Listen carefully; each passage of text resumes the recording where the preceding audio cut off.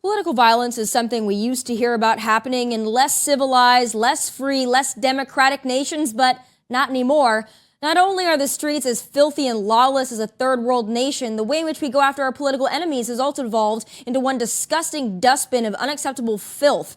From the advent of the sham BLM Burn This Bitch Down movement in 2014 to the entire summer and then some of riots in 2020, all the way to the one and only day Democrats will condemn and acknowledge, January 6th, it's easy to see political civility and basic decency have gone out the window and down the crapper.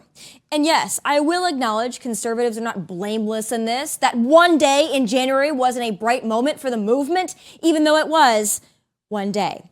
But want to know the big difference between how the left and right police their own? The left doesn't police its own.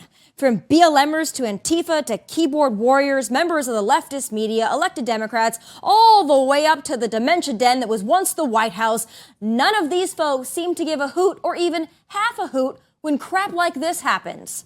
A canvasser wearing a Marco Rubio shirt and Ron DeSantis hat was attacked by four monsters in the Hialeah area of Miami. They reportedly told him Republicans weren't allowed in their neighborhood. Boy, sounds kind of familiar, doesn't it? Except that one was fake. What happens to conservatives is not fake, does not make mainstream media headlines, and does not garner weeks, months, or years of attention. The left doesn't care. Hell, they wrote the instructions. And if you see anybody from that cabinet in a restaurant, in a department store, at a gasoline station, you get out and you create a crowd. And you push back on them. And you tell them they're not welcome anymore, anywhere.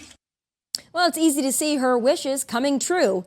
The left has built a house of cards on their phony moral high ground, and now they believe they have the authority and the duty to attack anyone who disagrees with their twisted worldview. No length is too far.